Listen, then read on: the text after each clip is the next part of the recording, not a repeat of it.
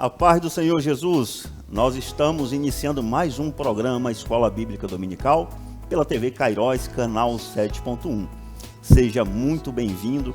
Você que nos assiste pelo YouTube, aproveite para se inscrever em nosso canal, no canal da TV Kairos, e nos acompanhar pelas nossas redes sociais. Hoje nós vamos tratar da lição de número 9. 1º de setembro de 2024 será estudada presencialmente neste dia essa lição, e é importante que você esteja em sala de aula para aprender mais e mais da palavra do Senhor. Hoje nós veremos essa maravilhosa lição que tem como título A Conspiração de Ramã contra os Judeus. Eu gostaria de ler para vocês nosso texto áureo, que já está sendo colocado na nossa tela, que está em Mateus, no capítulo 10, no verso 22, e diz: E odiados de todos sereis por causa do meu nome, mas aquele que perseverar até o fim será salvo. A nossa verdade prática, ela diz: quando nos tornamos agradáveis ao mundo, é sinal de que nossa fidelidade a Deus está em crise. Vamos fazer a nossa leitura bíblica em classe. A nossa leitura bíblica em classe está em Esther, no capítulo 3, do versículo 7 ao versículo 11, e no capítulo 4, dos versículos 1 ao versículo 4. E diz assim: No primeiro mês, que é o mês de Nissan, no ano do 10º do rei Assuero, se lançou por, isto é, a sorte perante Ramã, de dia em dia e de mês em mês, até ao 10º mês, que é o mês de Adar. E Ramã disse ao rei Assuero: Existe espalhado e dividido entre os povos em todas as províncias do teu reino um povo cujas leis são diferentes das leis de todos os povos e que não cumpre as leis do rei, pelo que não convém ao rei deixá-lo ficar.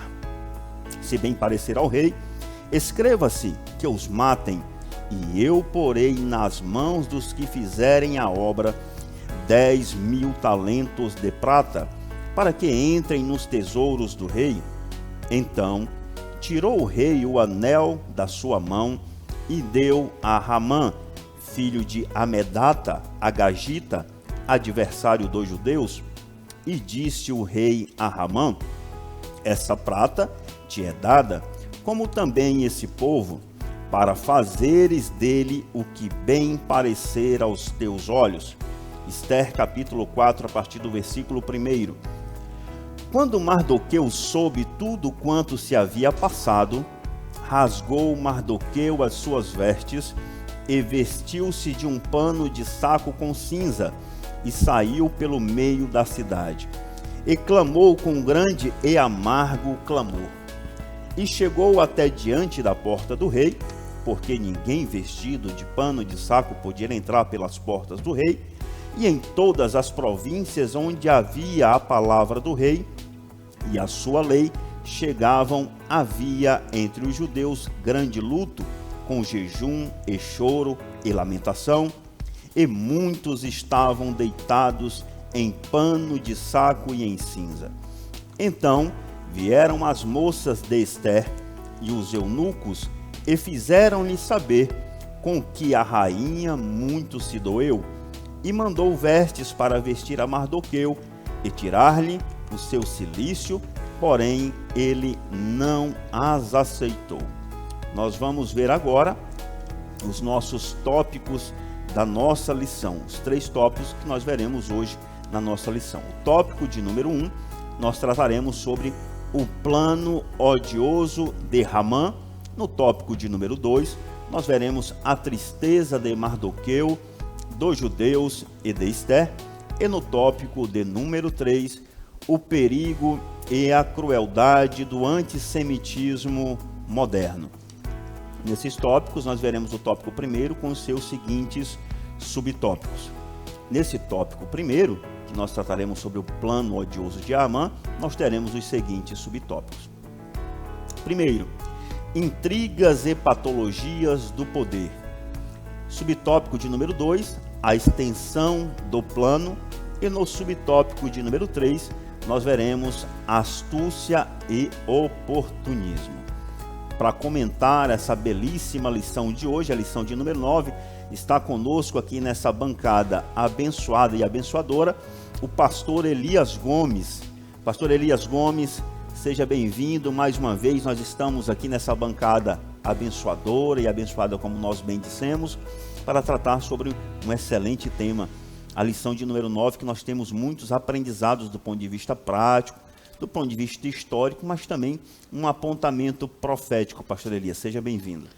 Ô evangelista Wallach, muito obrigado. A paz do Senhor a todos os nossos irmãos que estão aí do outro lado, contemplando neste momento a exposição, ou o início da exposição da lição de número 9 do penúltimo trimestre de 2024. E nesta ocasião, mais uma vez, nós aprenderemos e tiraremos lições que são fundamentais para serem aplicadas no nosso contexto diário sobre essa ocorrência que ocorreu na época do rei Assuero, na época de Mardoqueu, na época da rainha Esté, envolvendo inclusive, ou em principal, digamos assim, a conspiração, essa trama realizada ou projetada por esse iníquo chamado Amã, que é uma espécie de anticristo, já previamente falando, contra todos os judeus, aqueles que eram considerados povo de Deus nessa época, no período do rei Assuero. Muito bem. Na aula passada, pastor Elias Gomes, nós vimos que nós tratamos sobre um aspecto sobre a deposição da rainha Vasti nas aulas passadas. Nós vimos a ascensão da rainha Esther ao reinado, nós vimos os tratados sobre os banquetes e nós começamos a estudar um pouco sobre a articulação de Ramã para tratar com o povo de Deus, ou seja, para guerrear contra o povo de Deus. Isso nós já vimos a título de introdução na aula passada. Inclusive, nós vimos algumas terminologias. Mas hoje nós vamos tratar aqui nesse primeiro tópico, que é 1.1, sobre as intrigas e patologias do poder. Quando nós lemos esse texto, nós percebemos que a Bíblia Sagrada ela é cheia desses exemplos. E o autor trouxe aqui, a respeito dessas intrigas, ele traz um grande exemplo do profeta Daniel, aquele profeta maior, no seu exílio, o tanto quanto tramaram contra ele. E aqui parece que a história se repete, pastor Elias Gomes. Com certeza, evangelista Wallach, e nós vimos que, a partir da lição passada, que esses cenários de governo, esses cenários de domínio, onde estão centralizado o poder, onde estão as autoridades, nós vemos que eles jamais estão isentos da existência de sentimentos ruins, sentimentos maldosos, sentimentos de intriga, sentimentos de inveja, enfim, de ciúmes. Tudo isso existe num nível elevado nesses ambientes de poder. E nesse ambiente com o rei Assuero não era diferente. Nós vimos que surgiu esse sentimento de inveja, esse sentimento de intrigas e etc. Tudo isso em função de uma pessoa que estava ali de alguma forma representando um povo, Mardoqueu. E nós vimos que todos os demais, quando viram que Mardoqueu não atentou para aquilo que foi proferido pelo próprio rei, para que todos aqueles que integravam o reino se curvassem, prestassem honrarias a Amã, que era o primeiro-ministro, quando Mardoqueu se portou diferentemente da palavra estabelecida pelo rei, isso gerou um ódio, isso gerou uma ira sem precedentes.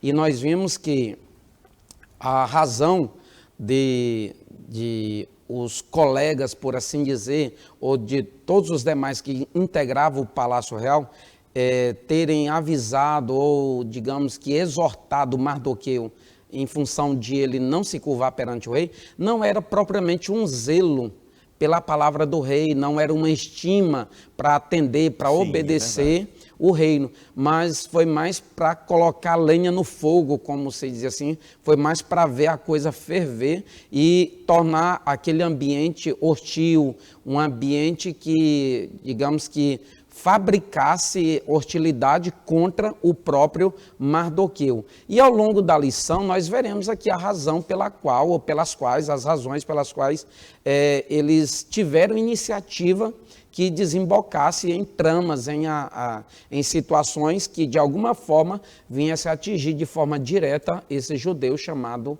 Mardoqueu. Muito bem. Nós vimos, pastor evangelista Wallach, que diante disso nós vimos que Assuero, em todos os episódios que nós temos estudado ao longo desses dias, nessas lições, por vezes Assuero procede corretamente, sabiamente, mas por vezes ele procede muito de forma tola, de uma forma precipitada, e tem hora que ele procede equilibradamente, com calma e tudo. Mas nós vimos que aqui nós podemos e devemos tirar uma lição que no final do subtópico 1, que é o último parágrafo, tem uma fala do pastor Silas Queiroz dizendo assim: quem exerce autoridade em qualquer área da vida precisa agir com serenidade, sabendo que todos temos um Senhor nos céus. Isso, inclusive, é o que está lá em Efésios, capítulo de número 6. No verso de número 5, vem falar sobre a necessidade do servo obedecer o seu Senhor. Mas também no versículo de número 9, vem falar sobre a necessidade do Senhor tratar com ponderação, com equilíbrio, os seus servos, sabendo que acima dele tem um que é, além de Senhor, é Senhor dos senhores. Muito bem.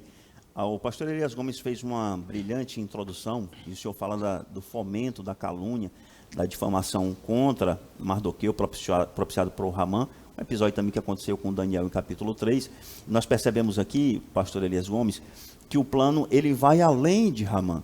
Então, o plano ele não estava restrito a destruir a pessoa de Ramã, mas ali existia por trás, existia uma cortina, como nós dissemos na prática, né, no dia a dia, existia uma grande cortina de fumaça, porque na verdade existia um plano maligno. Era mais abrangente, maquiavélico, nas regiões celestiais, que era para destruir todo o povo escolhido de Deus, aquele povo, sobretudo aqueles que não haviam retornado do cativeiro. E pastor Elias Gomes, no tópico de número 2, fala sobre a extensão do plano, o tamanho desse plano.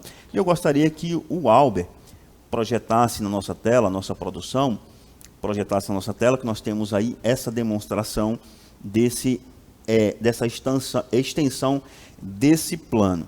Nós verificamos aqui que o nosso autor, ele fala sobre o tamanho do nosso império, o tamanho desse império que abrangia aí desde a região da Índia até a região da Etiópia. Bem, temos aí na sua tela, e nós temos aqui, basicamente, o mapa do Império Medo-Persa. E você vê aí, toda essa região em verde seria a região do Império Medo-Persa. E nós trazemos aqui a extensão desse plano. E o subtópico de número 2 está projetado na sua tela, diz que o Império Persa abrangia todo o Antigo Oriente, próximo desde o rio Indo, e você vê aí no cantinho o rio Indo projetado na tela, na Índia, hoje sendo o Paquistão, até o Mediterrâneo Oriental. Incluía parte norte da África até a Etiópia e se estendia além do Mar Egeu. E nós temos aí o autor comentando que essa distância de uma extremidade à outra, de um extremo a outro do Império, distava 4.000 quilômetros, e em todo o território havia inúmeras comunidades judaicas. Ramã planejou a destruição dos judeus e de todo o reino de Assuero. Está em Ester, no capítulo 3, no versículo 6. Portanto, você vê que o império, aqui, toda essa região de verde era o Império Medo-Persa, ia aqui do rio Indo, bem aqui na divisa com a Índia, até a região da Etiópia. Então, o plano de Ramã, ele não subsistia tão somente a regiões como a Persépolis, que é uma das capitais, e a região de Suzã, onde eles moravam. Não, o plano de Ramã não era esse. O plano era estender para todo o território o ódio. O ódio contra quem? Contra o povo semita, ou contra os descendentes de Sem, ou o povo da origem abraâmica. Então, a extensão de todo esse plano dista de um canto até o outro desse império. Então, nós veremos agora, pastor Elias Gomes, no subtópico de número 3, ele trata sobre a astúcia e oportunismo. Nós bem sabemos que aquele que é dado a praticar o mal, ele procura oportunidades, não só os subterfúgios e as ferramentas. Às vezes, o mal ele está ali com as ferramentas na mão, mas ele quer ter aquela oportunidade de desenvolver o seu projeto maligno.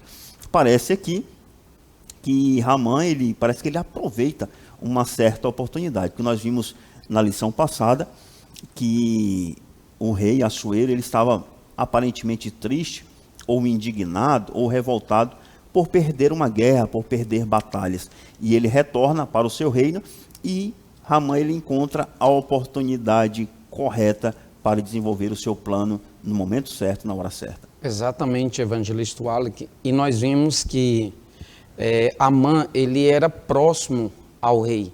Ele conhecia todas as oscilações, por assim dizer, do rei. Ele conhecia o momento mais ideal para chegar e apresentar a proposta e assim ter um resultado exitoso, né? Um resultado de sucesso. Nós vimos que no momento que ele achou oportuno, e nós vemos aqui um comportamento de oportunista. Oportunista é aquele que se aproveita de alguma fragilidade circunstancial ou pessoal do outro para tentar alcançar, digamos que, vantagens pessoais. E foi exatamente o que Amã fez. E a astúcia se trata sobre uma espécie de cilada, sobre um plano. Armadilha. Uma armadilha. Inclusive, evangelista Wallace, é a palavra-chave da nossa lição de hoje, é a palavra conspiração. E o que é conspiração?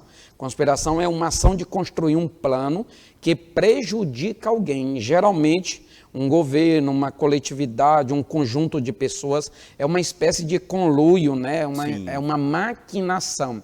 E foi exatamente isso que Amã planejou, que Amã tramou e fez muito bem, digamos assim, engenhosamente falando, estava tudo organizado. Inclusive, ele pagou, ofereceu uma quantia significativa, patrocinando a execução, digamos assim, ou a possibilidade de execução dessa lei. E qual é a lei? A lei do extermínio. Ele chegou apresentando uma espécie de palavra para convencer o rei. Quando nós vemos, evangelista Wallace, no capítulo de número 3 de Esté, versículo de número 8, inclusive está na nossa leitura bíblica em classe, diz assim: e Amã disse ao rei Assuero, olha, eu destaquei algumas palavras aqui porque eu creio que elas merecem destaque, existe... Olha só, existe espalhado e dividido entre os povos em todas as províncias. Quais províncias? Em todas as 127 províncias que constituía o Império Medo-Persa. Então, olha só, entre todos os povos das províncias existe um povo. Que povo é esse? É o povo judeu. É o povo escolhido pelo Senhor, através do qual nós conheceríamos as Escrituras. Sim. É o povo escolhido por Deus, através do qual o Senhor estabeleceria as promessas dele futuras, suas alianças e etc. Existe um povo cujas leis são diferentes. Olha só, quando você lê Levítico, você vê a ordenança de Deus para o povo de Israel ser diferente das demais nações, sim, ser diferente dos demais povos. Quando você lê a primeira epístola de Pedro também, o povo de Deus é um povo diferente das demais nações. Então, essa característica, ou esses predicados foram vistos no povo de Deus e foram apresentados de alguma forma para que ele pudesse apresentar uma espécie de confronto aos costumes, às leis, aos hábitos culturais do Império Medo-Persa. E diz, não, isso aqui é uma afronta. Nós vimos uma realidade desta lá em Atos, capítulo de número 4, claro, agora tratando de um contexto neotestamentário, quando Pedro e João foram interrogados e fizeram as seguintes perguntas para eles. Disseram: em nome de quem vocês fazem isso? Olha aí, tem um povo pregando aí um Senhor diferente, pregando um evangelho diferente. Então, eles falaram justamente que é em nome do Senhor Jesus, a pedra que vocês rejeitaram. Da mesma forma aqui, Amã apresenta isso para o rei, claro, para enrobustecer sua justificativa diante desta petição que ele fizeram. E aí, no versículo de número 9, ele pede para que o rei autorize, digamos assim, e ordene para que sejam mortos todos os judeus. E aí nós vimos agora o nível de abrangência. O senhor falou agora há pouco, essa abrangência do reino, a extensão do reino, era para, digamos, de alguma forma apontar, porque em todas essas províncias existiam comunidades judaicas que seriam definitivamente exterminadas. E era justamente a petição para a realização desse ato que estava sendo agora impetrado na presença do rei. Para isso ele decidiu patrocinar, e nós queremos fazer evidência, evangelista Wallace, da quantidade, porque foi monstruosa, 10.000 talentos de prata, isso significa de 340 a 350 toneladas, ou 340 a 350 mil quilos de prata. Então, uma quantidade monstruosa para alcançar o seu objetivo, para alcançar a realização desse plano odioso, esse plano maquiavélico que já foi tratado aqui na introdução da lição. Perfeito, pastor Elias. Só para complementar o seu raciocínio, o comentário expositivo da Bíblia de Wisby, ele fala que o PIB, o Produto Interno Bruto, o produto de todas as riquezas do Império Medo-Persa, pastor Elias, era em torno de 15 toneladas de prata. Ou seja, o que Ramã ofereceu para o rei seria 2/3 de toda a produção de todo o PIB. Mais de 66% da totalidade do PIB, né, do Império. Mais de 66% de todas as riquezas do Império. Nós tiramos algumas conclusões. Uma proposta absolutamente convincente, né? Como é que o rei não se renderia a isso tudo? E nós tiramos algumas conclusões. A primeira é de que Ramã era muito rico e muito poderoso. E a segunda, de que o rei também era facilmente influenciado. Não se sabe se por conta das derrotas sofridas nas guerras que ele estava enfrentando, ou se por conta do seu próprio caráter.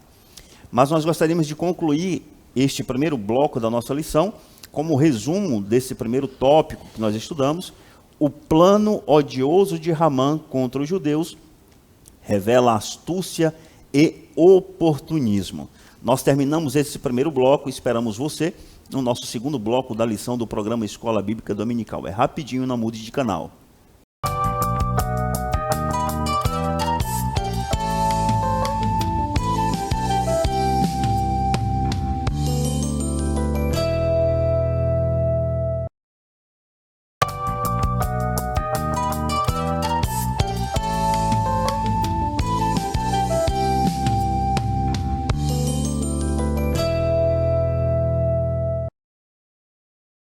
Estamos de volta com o programa Escola Bíblica Dominical, aqui pela TV Kairos, canal 7.1 e também pelo YouTube. Agora nós veremos o tópico de número 2 dessa lição maravilhosa, que você estudará presencialmente no dia 1º de setembro de 2024. É necessário que você, professor, coordenador, você que é aluno da Escola Bíblica Dominical, acompanhe as nossas aulas aqui, também online, mas também presencialmente em nossas salas de aulas da Assembleia de Deus Missão em Marabá. Vamos aos subtópicos e ao tópico de número 2. O tópico de número 2 é a tristeza de Mardoqueu, dos judeus e de Esther, que traz como subtópicos: o primeiro subtópico, o pavor da violência; o segundo, bebida, confusão e tristeza; o terceiro subtópico, crise e clamor. Pastor Elias Gomes, o pastor Silas Queiroz, ele foi muito sábio, muito inteligente. Inclusive, os subtópicos, os temas, os títulos, eles são muito sugestivos. Eles atraem a nossa atenção. Mas aqui ele está trazendo como esse subtópico de número 1, aqui do tópico 2, o pavor da violência. Quando nós vemos o texto, quando ele trata sobre esse texto em Esther, no capítulo 3, do versículo 13, que é da nossa leitura bíblica em classe, nós vemos que a palavra de Deus, ela diz que as cartas foram enviadas por meio de mensageiros a todas as províncias do rei, com instruções para que num só dia, pastor Elias, num só dia, o dia 13 do 12º mês, que é o mês de Adar, todos os judeus, tanto os jovens como os velhos, as mulheres e as crianças, fossem destruídos, mortos e aniquilados. Pastor Elias, estudando um pouco sobre esse texto, nós vemos que eles convocaram todos os feiticeiros, os macumbeiros da época, para decidir qual dia seria o dia da destruição do povo judeu. E eles escolheram que é o dia de Pur, o dia da sorte. E nós vemos, durante o estudo desse texto sagrado, nós nos aprofundando sobre esse texto, que ele trata, nós percebemos que realmente não foi uma questão pessoal, foi uma questão muito maligna.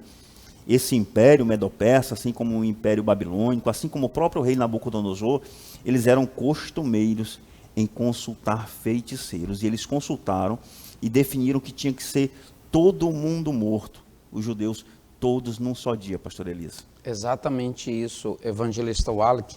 E nós vemos aqui que o subtítulo aponta para os caracteres reais daquela ação, né, daquela trama, daquela conspiração. O pavor da violência, né, ou o pavor gerado por aquela ação que era absolutamente desproporcional. Perfeito. Nós vimos que quando Amã foi à presença do rei e propôs aquela quantidade de pratas e etc. para alcançar a realização do seu projeto, nós vimos que o rei, de alguma forma ali, ele concede a anuência totalmente, toda a anuência necessária, assinando ali com o seu anel de autoridade, uma espécie de transferência de autorização ou de autoridade para a realização daquilo.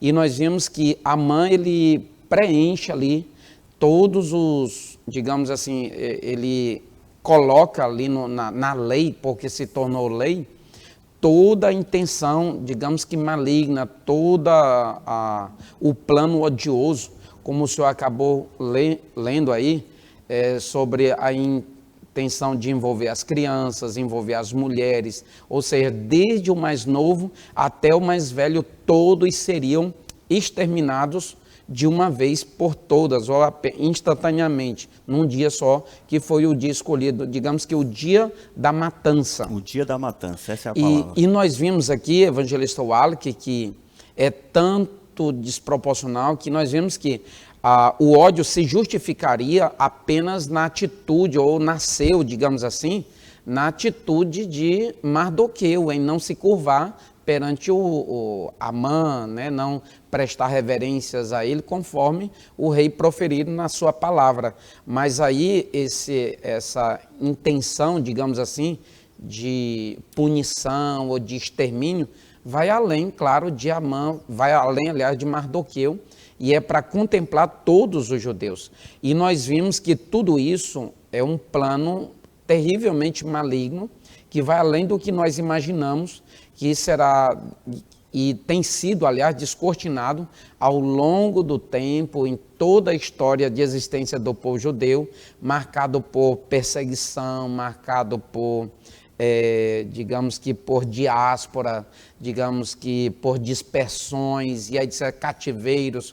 Apesar disso, eles têm sobrevivido, porque apesar de o plano ser elevadissimamente maligno, Deus está sempre guardando e manifestando o seu cuidado, a sua proteção. Eles são castigados, eles estão sobre o julgo, sobre juízo, mas não são eliminados, pastor Elias. Exatamente, não são abandonados, não são esquecidos, uma vez que o próprio Deus os escolheu e os chamou.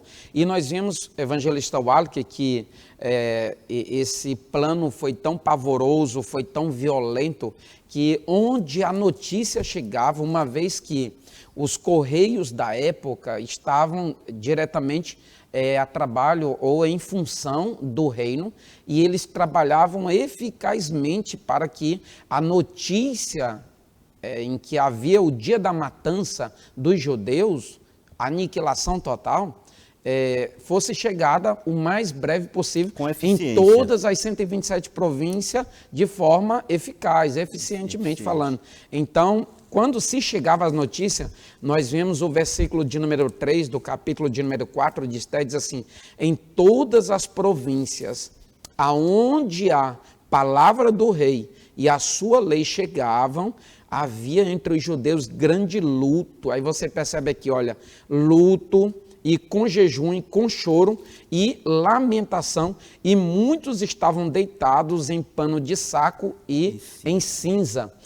Uma espécie, digamos que da cultura judaica, de se humilhar, de se quebrantar e de apresentar o dia da dificuldade, o dia mau, o dia do lamento, o dia da atrocidade contra eles de uma forma generalizada. Então, por essas palavras que havia luta, havia choro, havia lamentação e havia, digamos que um clamor amargo. A Bíblia nos diz no versículo de número 1 do capítulo 4 de Esté, é uma das poucas vezes você vê essa expressão. Saiu, olha, quando Mardoqueu soube da notícia do extermínio definitivo e total dos judeus, a Bíblia diz, saiu pelo meio da cidade e clamou com grande e amargo clamor. Olha só, duas características de um muito clamor forte, diferenciado.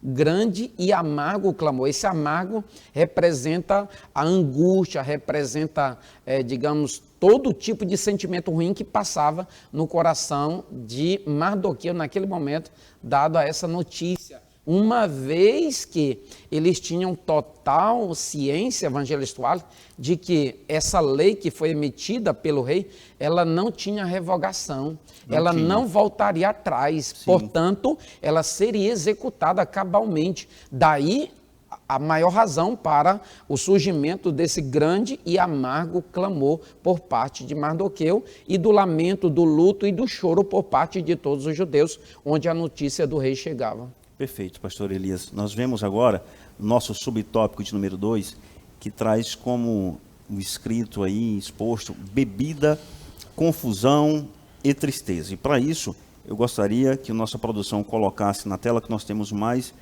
um gráfico, mais um infográfico aqui na sua tela.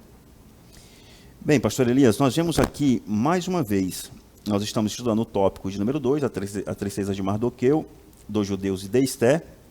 E nós vemos o mapa que você já está acostumado, você já conhece desde o tópico anterior. E nós vemos que o autor, ele trata que o Império Persa tinha um sistema de correios muito eficiente, aquilo que o senhor falou agora há pouco, principalmente em função da estrada real que ia de Suzã a Sardes. Nós vemos aí na sua tela a cidade de Suzã, aqui em vermelho, e a cidade de Sardes. E esse correio, ele percorria toda essa província por essa estrada aqui que foi construída aqui, que é a estrada real, essa estrada em azul na sua tela. Essa estrada aqui, ela era utilizada para atender a todo o reino, inclusive historiadores vão dizer que essa estrada possivelmente foi utilizada por aqueles que foram levados cativos de Jerusalém até a Babilônia. Um trecho dela foi utilizado para essa finalidade. E nós temos que depois das cartas enviadas a cada província, Assuero e Ramã puseram-se a beber. Os moradores de Suzã, contudo, ficaram confusos, certamente por não entenderem a repentina e esdrúxula quer dizer escandalosa, ordem do rei. Mardoqueu entrou em profunda tristeza, rasgando suas vestes, vestiu-se de pano de saco com cinza e saiu pela cidade clamando em alta voz, soltando gritos de amargura. É isso que está escrito em Esther no capítulo 4, no verso 1, na Nova Almeida atualizada. Esther ficou muito aflita e à medida em que as cartas chegavam à província, a reação era a mesma.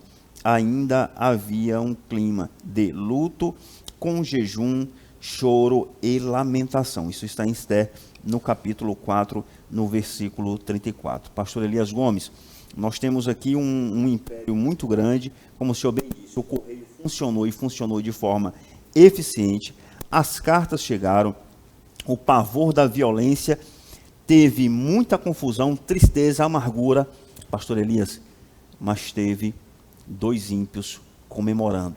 A palavra de Deus diz que eles se sentaram para beber. E aqui, leia-se, ingerir álcool, participar de uma festa, comemorar. E aqui nós temos uma grande aplicação prática, né? Que quando os perversos eles se unem para, inclusive, comemorar a possível ou a aparente derrota do povo de Deus. Com certeza, evangelista Wallace, e era um cenário que naturalmente o povo não esperava, razão pela qual o povo mesmo ficou confuso, surpreso, digamos que eles não esperavam aquilo. O que eu imagino, pastor Elias? Que as pessoas começaram a imaginar assim: nós temos um império que inclusive, nos concedeu a possibilidade de voltarmos para o nosso lar, que nós já construímos casa, que nós temos um império amigo. E agora, basicamente, todo o que nós conquistamos, a confiança que nós conquistamos, foi jogada por terra. Exatamente, evangelista Wallace, e aqui é justamente onde nós, na condição de cristão, devemos entender que, na condição de salvo, nós não temos, na condição de igreja, na condição de povo de Deus, nós não temos um mundo como nosso amigo. E nós jamais devemos nos equivocar e se deixar ser levado por uma aparente segurança. Aquilo que configurou um subtópico de uma lição passada aí, uma aparente segurança. Tem terrenos aí que são absolutamente perigosos, são absolutamente falsos, e há pessoas que, por não conhecer a Deus e não ter uma proximidade ou uma familiaridade com a realidade bíblica, elas se deixam ser levadas pelas ofertas, se deixam ser levadas pelas propostas, se deixam ser levadas por aquilo que lhe é apresentado apenas aqui nesse contexto de vida, que é uma lacuna dentro de todo um tempo de existência no qual nós desfrutaremos e estaremos para sempre com o Senhor. Então, nós jamais devemos nos equivocar, nós somos povo de Deus e sempre haverá. Alguém já disse assim, que no dia que nós, digamos que atrair o mundo, ou o mundo estiver gostando de nós, é porque a nossa fé, ela está em crise. Nós estamos com problemas espirituais, por mais que não enxerguemos, mas a realidade bíblica é essa. E todo aquele que se constitui amigo do mundo, automaticamente constitui-se inimigo de Deus. Pastor Elias, eu acredito que foi John Wesley que relatou uma circunstância parecida. Ele questionando-se, querendo saber, rapaz, eu quero saber realmente se eu ainda sou crente. E eu escutei esse relato, que ele pegou o cavalo e saiu passeando e ninguém apedrejava, ninguém o xingava, ninguém proferia palavras de baixo calão contra ele, ninguém o caluniava, ninguém injuriava. Daí, em determinado momento, ele cavalgando, ele sente uma pedra sendo lançada contra o seu animal, contra o seu cavalo.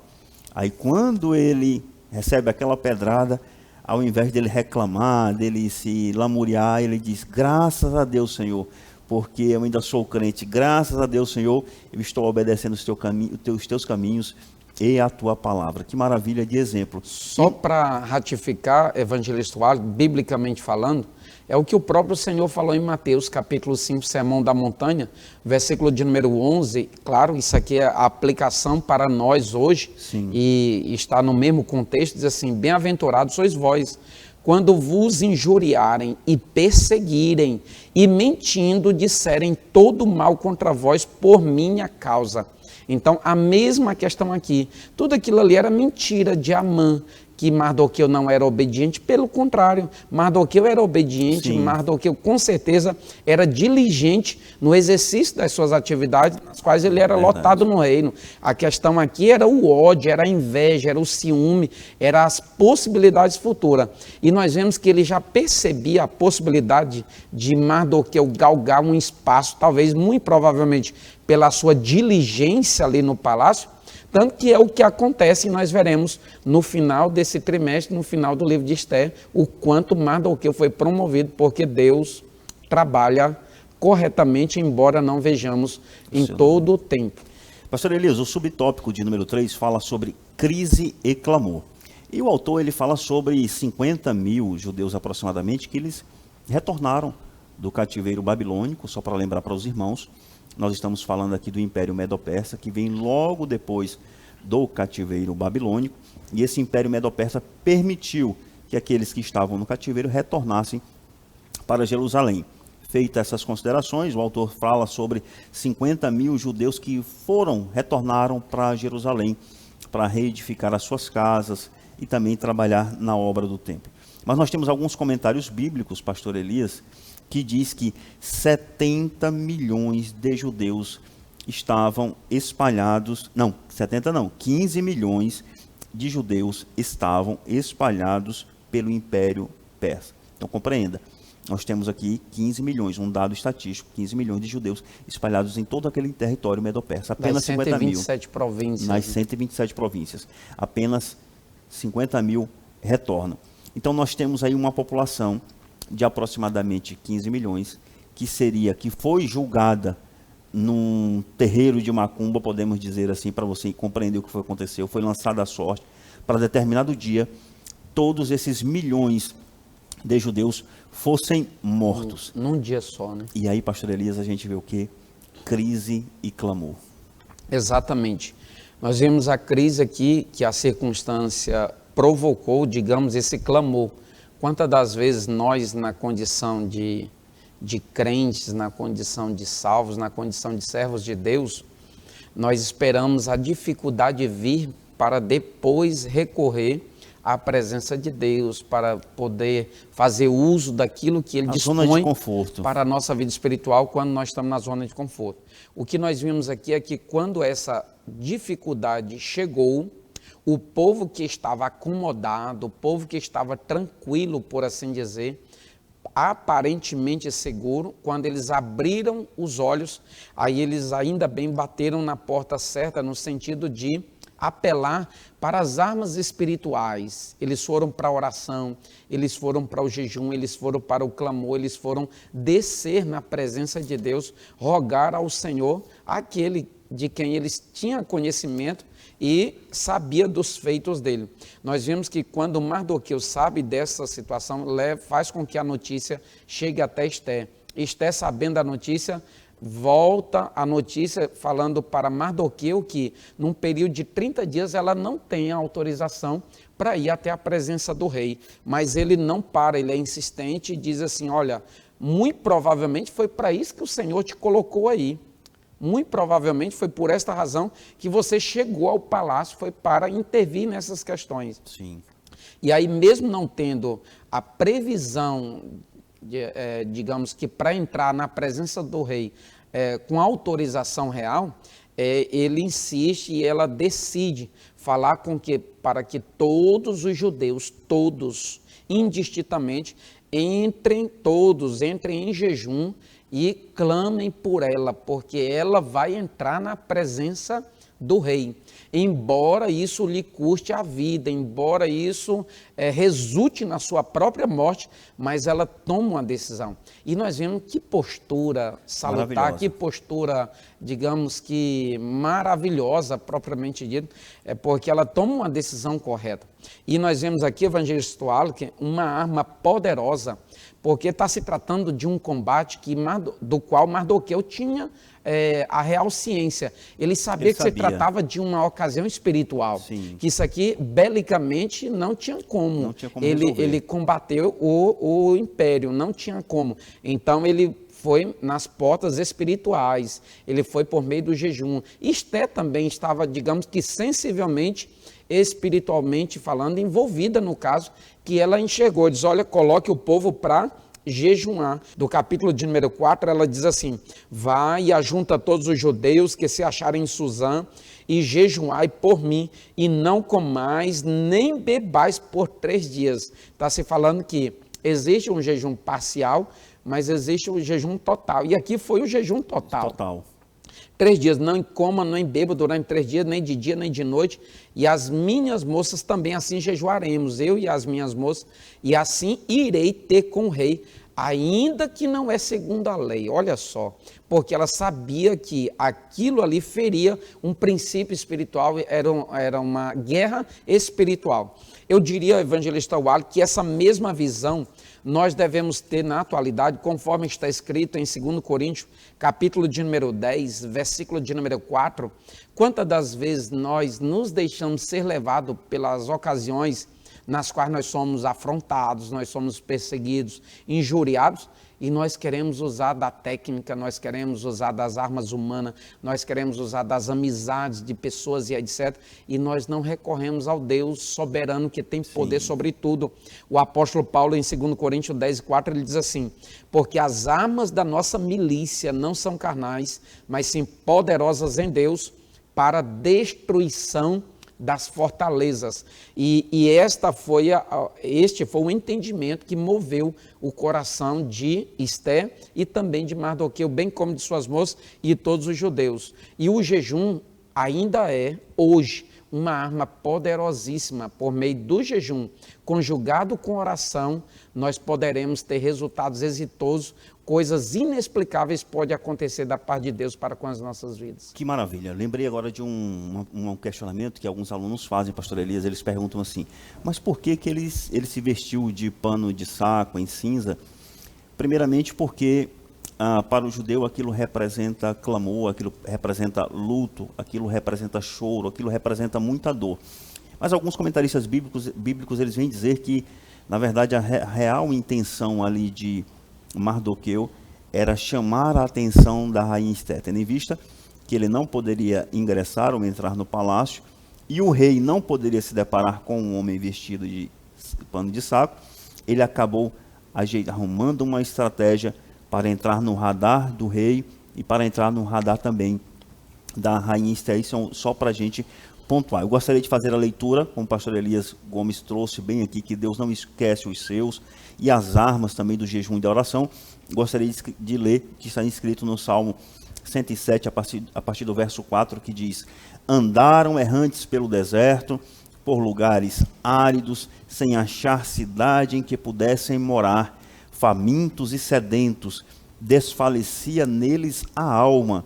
Então, na sua angústia, clamaram ao Senhor, e ele os livrou das tribulações, conduziu-os pelo caminho direito, para que fossem à cidade em que pudessem morar. Que maravilha, esse salmo vem dizer que é o Deus da provisão, é aquele que não esquece verdadeiramente do seu povo. E nós vamos concluir mais um bloco do programa Escola Bíblica Dominical, dizendo que o autor faz um resumo no tópico de número 2, o plano odioso de Ramã trouxe tristeza e medo ao povo de Deus. Já já a gente volta com o terceiro e último bloco do programa Escola Bíblica Dominical.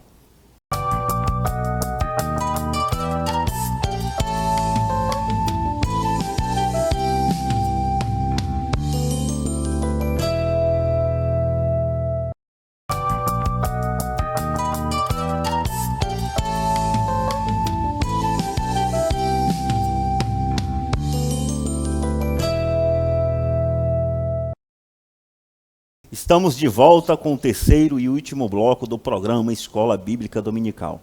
Essa lição ela está imperdível. Essa lição de número 9, que você estudará presencialmente no dia 1º de setembro de 2024. Essa lição que traz como título a conspiração de Ramã contra os judeus. Não esqueça de se inscrever em nosso canal da TV Kairos 7.1. Você será notificado de toda a programação da nossa TV aqui de Marabá. Vamos aos tópicos do nosso terceiro subtópico, da nossa lição. O tópico de número 3 traz como o título o perigo e a crueldade do antissemitismo moderno. Traz como os 3 subtópicos aí na sua tela as faces do antissemitismo, antissemitismo nacionalista e racial e o antissemitismo hoje. Que maravilha! Pastor Elias Gomes, nós estamos estudando uma lição, um tanto quanto histórica, nós já falamos disso, mas é possível que o professor e os alunos eles façam aplicações práticas dessas lições. E nós gostaríamos de reforçar aos nossos alunos, professores e coordenadores que façam o uso da revista e o manuseio da Bíblia Sagrada.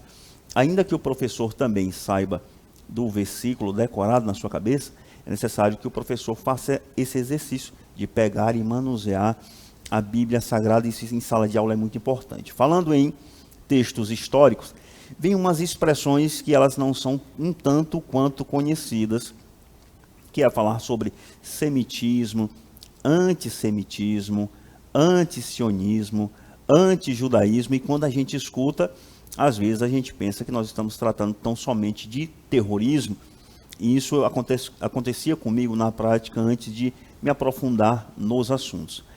Mas aqui, o autor ele dividiu esse terceiro tópico em 3 subtópicos, e ele se aprofunda, dando ênfase ao aspecto do antissemitismo. Pastor Elias Gomes, eu sugiro que nós dois aqui nessa bancada abençoada, didaticamente a gente conseguisse determinar a origem desse termo semita, não é verdade? Com certeza, evangelista Wallace, é um pouco atípico, né? Nós estamos tratando sobre o antissemitismo, ou sobre os semitas, ou sobre os movimentos que articuladamente se levantam contra o povo judeu. Nós vemos que Noé é muito conhecido por ter sido, digamos que, uma figura principal ali, ou protagonista principal, de um grande evento que aconteceu por permissão e ordem divina, que foi o dilúvio. E ele tinha 3 filhos, Sem, Cã e Jafé. Vamos projetar na tela? Pronto, vamos lá, Albert que Júnior, aí facilita produção, a compreensão dos nossos irmãos que estão agora Vamos facilitar a nossa compreensão conosco. na tela. Você pode acompanhar. Nós vimos que, portanto, aí o terceiro tópico da nossa lição nos trata sobre o perigo e a crueldade do antissemitismo moderno, né?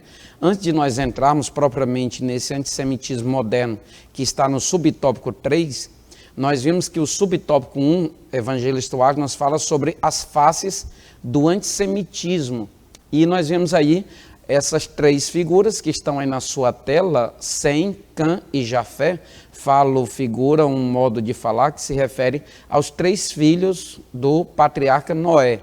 E os filhos ou os descendentes de Sem, né, do Shem, eles são os hebreus, os caldeus, eram os assírios, eram os alamitas, eram os sírios, enfim, eram vários, mas predominantemente falando, se refere hoje ao povo judeu. Isso. São os semitas, né, digamos assim. É verdade. E nós vemos que o antissemitismo é todo movimento articulado, sistematizado, com hostilidade, com perseguição, com injúrias, que se levanta contra os judeus. Portanto, é claro, quem se levanta contra os semitas são antissemitistas, né? Ou são antissemitas.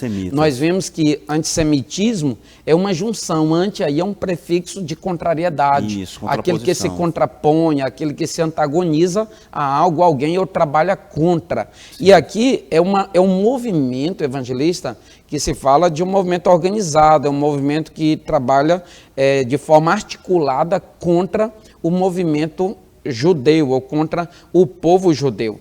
E nós vimos aí, como está na sua tela, que a hostilidade é a sua principal característica, ou a principal característica desse movimento. É possível verificar ao longo da história 3 faces, e é importante que você faça uma marcação aí na sua revista, olha só, 3 faces de expressão desse ódio obstinado. É o antissemitismo religioso, a face nacionalista e também a racial. Nós percebemos aí que, quanto ao religioso, destacam-se as perseguições, que inclusive, como está evidente aí, as que ocorreram no século XIV, quando os judeus foram acusados de serem responsáveis pela peste negra que assolou toda a Europa em 1348. Também, durante a Idade Média, né, nos momentos áureos da Igreja Católica, eles sofreram uma intensa perseguição pela Inquisição, né? Pelo ofício da Santa Inquisição, da Inquisição, onde a Igreja Católica, de alguma forma, queria procurar uma maneira de penalizar os judeus, de hostilizar ou de exterminar os judeus. Isso tudo, claro, ordenado pelo Papa Sisto 4, né, que está aí, inclusive a data do período de governo dele.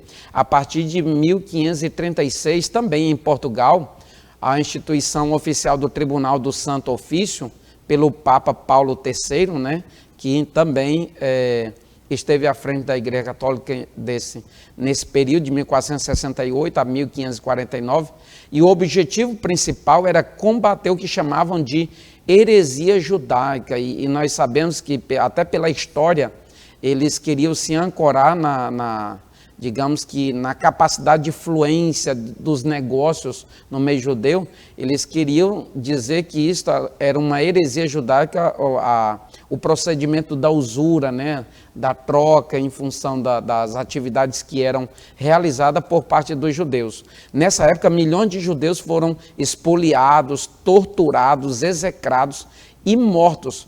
E nós percebemos aí, portanto, evangelista Wallace, que tantos episódios ocorreram, inclusive de procedência da Igreja Católica, né, pelos papas, e que, portanto, a ação realizada por Adolf Hitler não foi o primeiro, não foi o primeiro projeto de ação contra o povo semita ou contra o povo judeu. Não foi.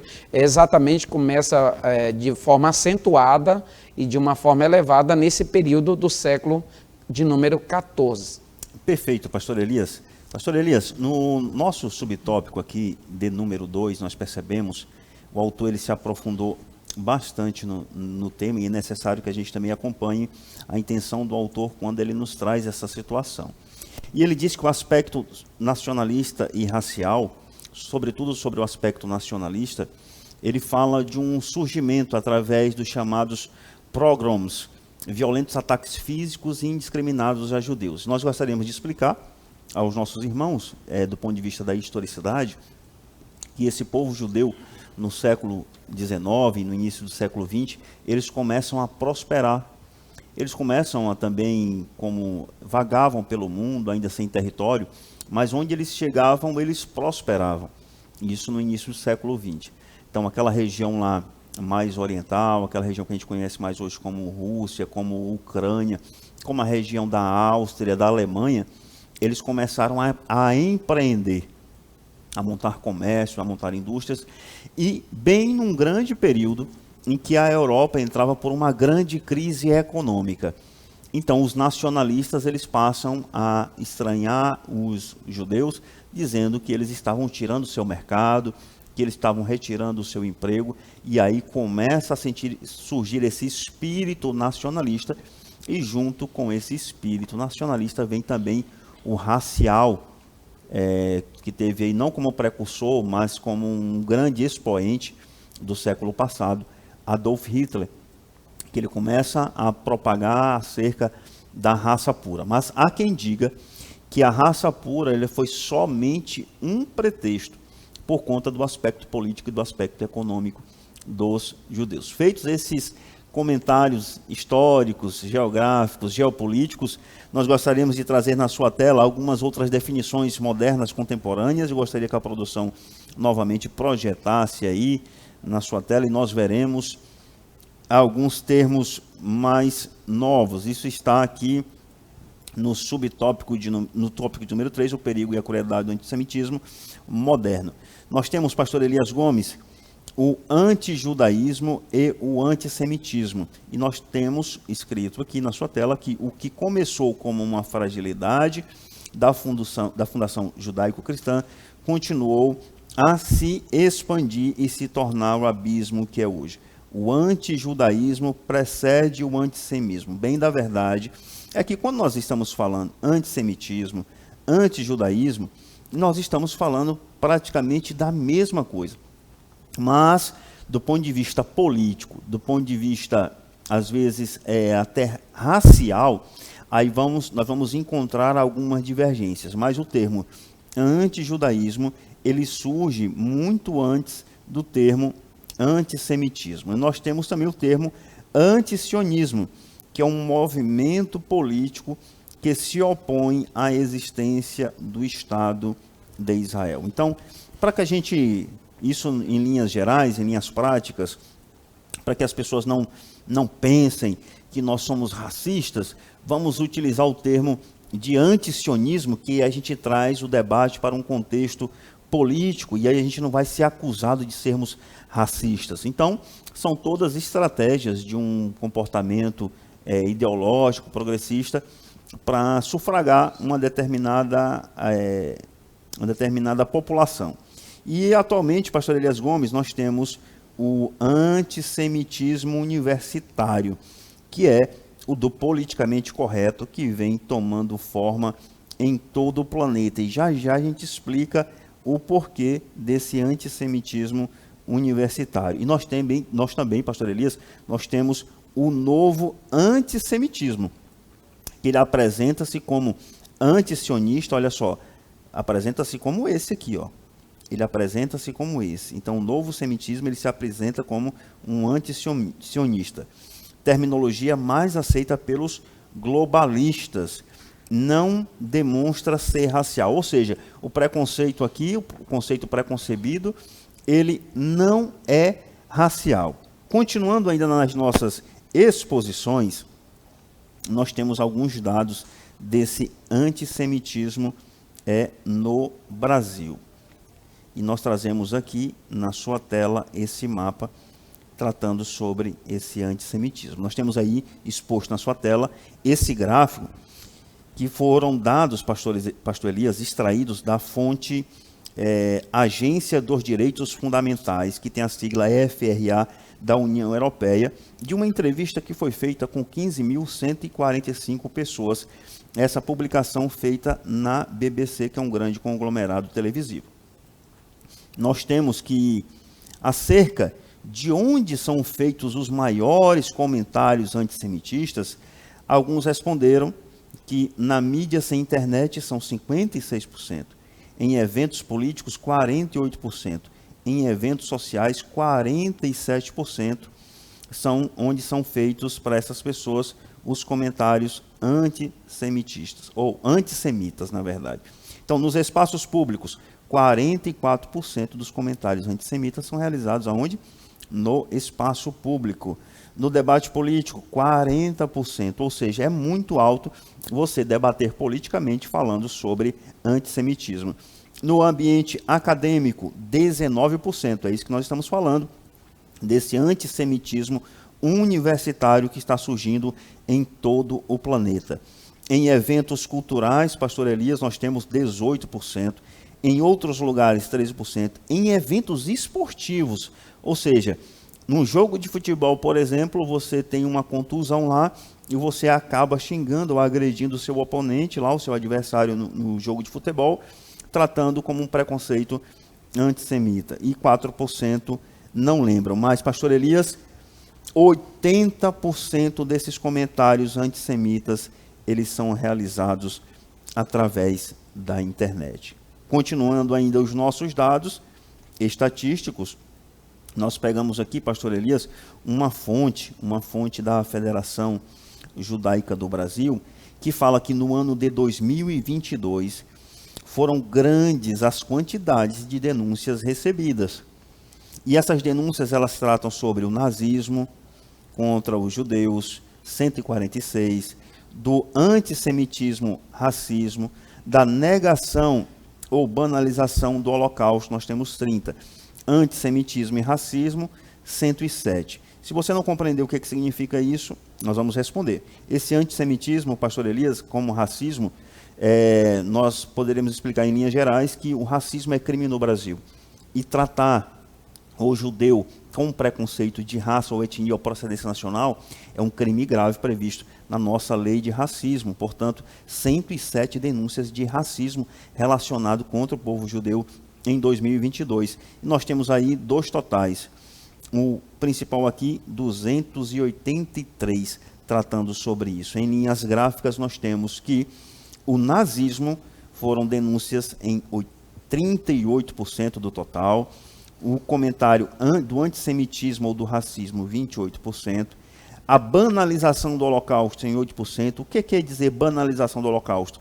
E as pessoas disseram assim, o Holocausto ocorreu, mas não serviu para nada. Aquilo ali não representa muita coisa para a humanidade, aquilo não repercute na sociedade, ou diz assim, os judeus realmente mereceram aquele... Subestima o seu nível de gravidade, né? O seu nível de gravidade banalizado. E outros, 26%, e esse gráfico é da fonte israelita do Brasil de 2022. Mas, pastor Elias, um dado extremamente grave. Nós vimos dados de 2022. Nós temos um dado atualizado de 2023 que diz que essas denúncias, pastor Elias, ela subiu em mais de 100%.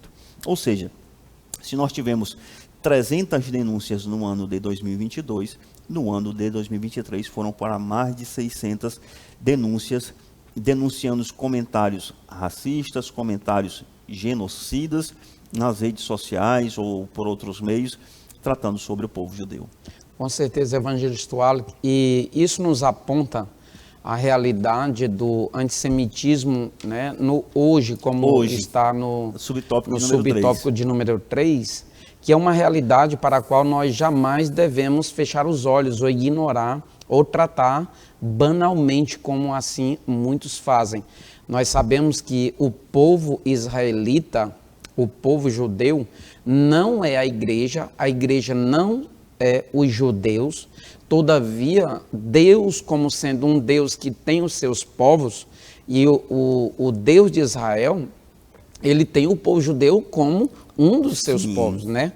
Então nós vemos a importância deles, nós na condição de igreja, eles têm uma importância, Deus tem um plano de salvação para eles, Deus tem uma projeção para eles, inclusive quando o apóstolo Paulo escreve aos Romanos, o apóstolo Paulo muito evidencia sobre a importância dos judeus, e é claro, sempre fazendo o destaque que nós somos um povo e os judeus são outro.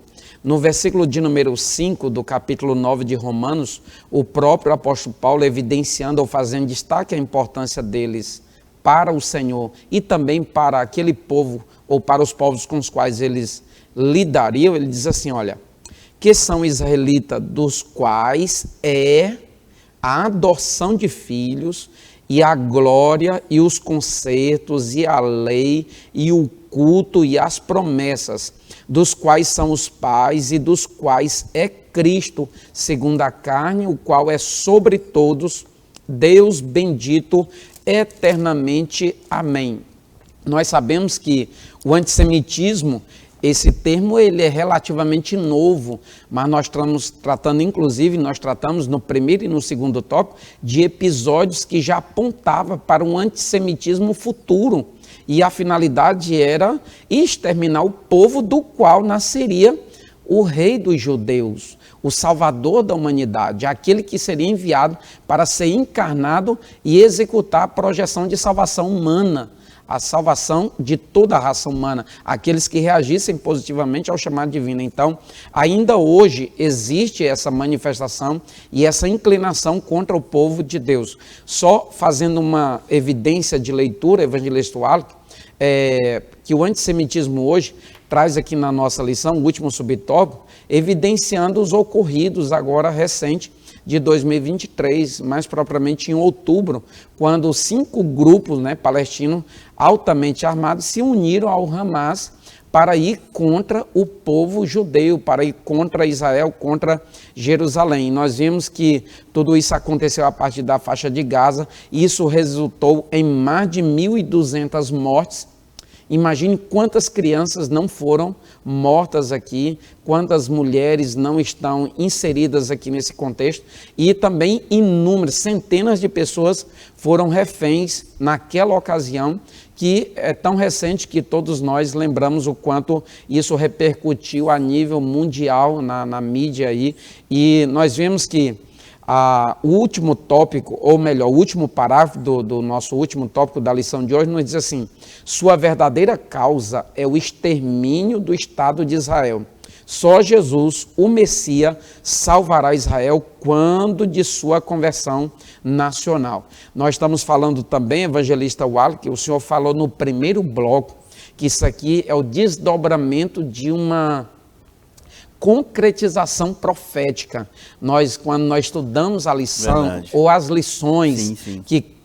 que estavam ou foram extraídas do livro do profeta Ezequiel, quando nós lemos o capítulo 37 do livro do profeta Ezequiel, Deus coloca o profeta no meio de um vale de ossos secos, Sim. e ali tem duas ordenanças da parte de Deus para ele. Aqueles ossos secos, os tecidos, os nervos que estavam ali, tudo ali, representava Israel. Sim. E aí a primeira ordenança que vem aqui, todos os ossos se unam ali aos nervos, nervo com nervo, carne com carne, osso com osso, pele com pele, etc., tecido com tecido, e ali tem a formação, a restituição. Aquela primeira ordenança de restauração ali é um apontamento para a restauração nacional de Israel, com o restabelecimento do Estado de Israel, ou de Israel enquanto Estado. Aquilo que ocorreu, né, em 1948, com a criação do Estado de Israel. E nós vemos que depois de os corpos estarem restabelecidos ali, o Senhor usa o profeta para dar uma palavra de vida, para que o espírito de vida venha sobre os corpos. E esse espírito de vida ali, o pneuma, o fôlego de vida, era a manifestação da restauração, na restauração espiritual, que só ocorrerá quando o Senhor vier na condição de Messias para eles. Que maravilha. Só lembrando, o pastor Elias Gomes, para efeito de entendimento e de compreensão, neste último tópico que nós estamos estudando, que nós devemos, pastor Elias, cuidar das armadilhas. Por quê?